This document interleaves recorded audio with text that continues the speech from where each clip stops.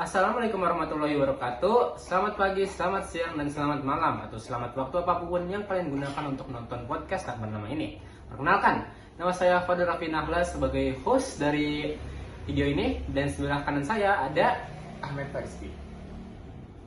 Oke, hari ini kita ingin membicarakan suatu film dari Korea yang bergenre horor bernamakan Parasite. Ya, jadi menurut gua ini film bagus sih. Cuman kalau dibilang horor tuh kayak kurang cocok aja gitu. Ini lebih ke psychological horror gak sih? Ya, kita harusnya sinopsis dulu dong baru review. Oh iya, oke. Jadi film Parasite merupakan film horor yang menceritakan perjalanan keluarga Kim sebagai pekerja di rumah keluarga Park. Tapi mereka mendapatkan pekerjaannya ini dengan menipu, mengelabui, dan memanipulasi pekerja-pekerja terdahulu di keluarga Park. Nah, dan semua hal ini dilakukan keluarga Kim untuk melarikan diri dan dari kehidupan miskin mereka yang menyedihkan. Semuanya awalnya berjalan lancar dari suatu hari karena ada salah satu pekerja lama di keluarga Park yang datang ke rumah tersebut. Semuanya menjadi berantakan dan banyak hal terjadi. Jadi, Matt, gimana sih impresi lu tentang film ini? Gimana menurut lu filmnya? Awalnya karena kebanyakan film horor yang gua lihat tuh rata-rata pada serem-serem semua ya. Maksudnya dari awal juga udah darah-darahan, ada yang palanya copot gitu. Terus pas gua lihat film ini kayak ini film horor atau film sci-fi gitu kan? cuman setelah di tonton lebih lanjut, film ini tuh ternyata menurut gua seremnya pas di awal ya, pas bacok-bacokannya. Jadi sebenarnya film ini walaupun genrenya horor itu dia lebih ke psychological horror karena nggak kayak film-film horor yang lain kayak ada tapi dia nggak ada sama sekali. Dia beneran cuman perasaannya aja gitu dan apa ya, auranya ya, apa misalnya hawa itu kan setup dari film itu tuh yang bikin filmnya sendiri tuh horor. Yang paling gue suka sebenarnya dari film ini tuh detail dalam syuting filmnya. Gimana nih film tuh dia menggunakan ketinggian sebagai simbol dari status. Keluarga Park kebetulan tinggal di rumah yang ada di bukit. Dia statusnya tinggi sekali. Sedangkan keluarga Kim, keluarga yang miskin, dia tinggal di rumah sub basement, di bawah tanah. Bahkan toilet mereka itu terelevasi. Mereka itu ibaratnya lebih rendah daripada toilet itu sendiri. Tidak kayak kaya ya. Iya. What the hell? Ya. Terus kalau dari gue sih adegan favorit gue tuh, jadi yang bakal kita impersonate. Jadi yang pas waktu si ayahnya ini ngedongeng ke ibunya yang dia jadi supir, terus habis itu dia bilang kalau ya ada suspek TBC gitu kan. Nah terus pembantu yang aslinya ini yang mau diganti jadi emaknya itu dia disabotase. Jadi si pembantunya ini kan alergi sama ini ya apa sih itu? Dia alergi sama peach. Ya peach. Jadi yang si Kijung kan yang Kijung. Nah itu jadi ditaburin butiran peach sama dia, terus Rambut. Terus batuk-batuk kan? Batuk-batuk. Lagi. Dan itu pas banget si ibunya itu datang. Jadi begitu dia batuknya itu kan ke tisu tuh, dibuang lah ke tong sampah. Nah, terus bapaknya itu bawa saus, guys. Jadi tisunya itu dikasih saus, biar kelihatan ada darahnya. Itu big brain moment banget. Dan ibunya langsung dengan begonya, bukannya diliatin dulu ya. Kan namanya kalau tisu dikasih saus sama tisu dikasih darah itu kan beda jauh ya.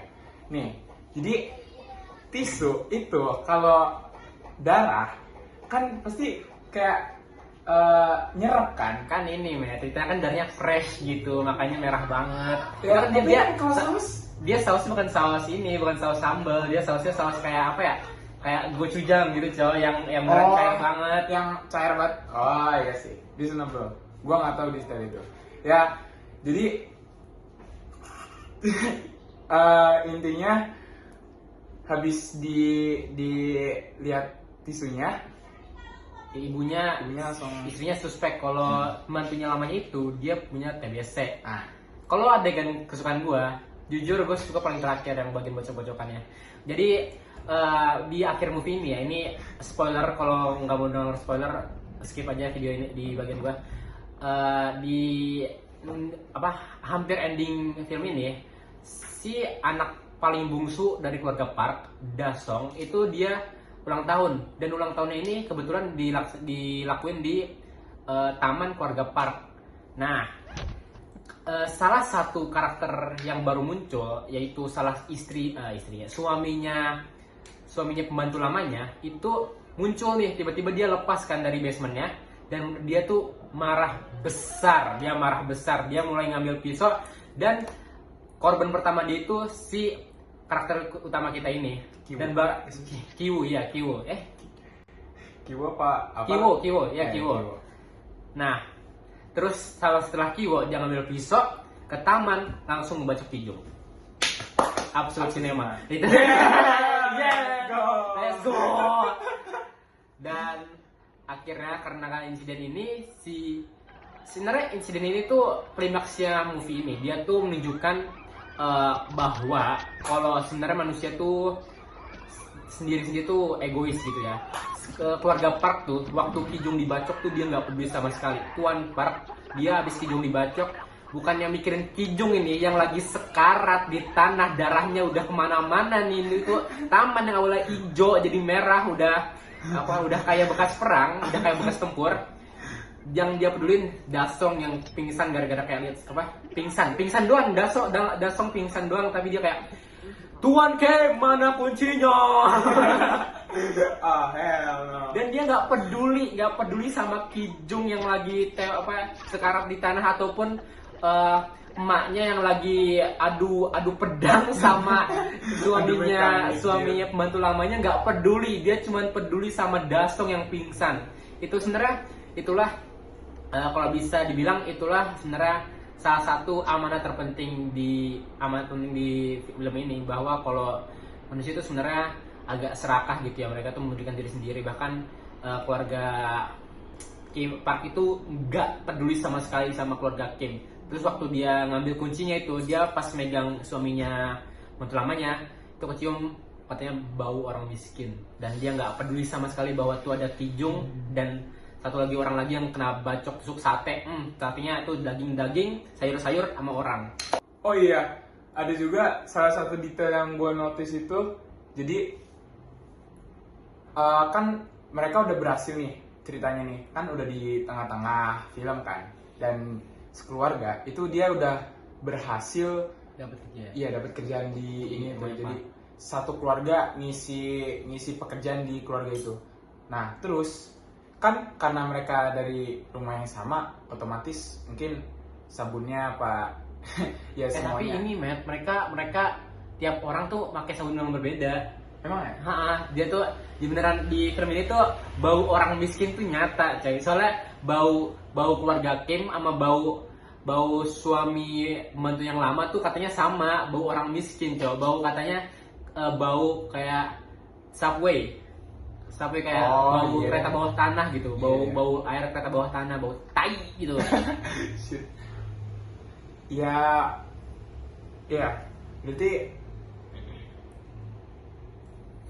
Emang ini di film ini tuh detailnya emang bagus banget itu. Iya. Salah juga detail yang gue notice tuh ya, kalau orang ngelewatin garis kayak cross the line, kayak secara harfiah ya melewati batas, dia tuh di film itu beneran ngelewatin garis, beneran ngelewatin batas. Kayak waktu scene yang pembantu lamanya ngebangunin tuan rumahnya dengan ngegeblak mejanya kan. Waktu si Kiwu datang ke rumahnya itu kan ibunya ya, ibu Park itu dia lagi tidur kan di taman, dan bantu lamanya ini ngebangunin tuh jangan ngegeplak mejanya, padahal itu kan majikannya ya, itu harusnya nggak sopan gitu kan, itu crossing the line, dan dia beneran lewatin garis waktu ngegeplak mejanya.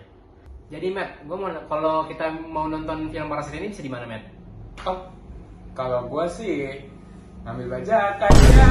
Aduh, kacau. Kalau ada yang gratis, ngapain bayar? Kacau. Tapi kalau kalian mau official, mungkin bisa di Netflix ataupun tempat streaming favorit kalian, yang apa aja lah. Pokoknya dia filmnya terkenal banget, jadi banyak sih, bajakannya juga banyak, makanya. Atau di Ada yang makan dalam filmnya 2019 coy. Oke, terima kasih telah tuning in, telah mendengarkan. Sampai jumpa lagi di video selanjutnya yang nggak bakal pernah ada karena gue nggak mau bikin video lagi. Dan mohon maaf jika ada kesalahan. Wassalamualaikum warahmatullahi wabarakatuh.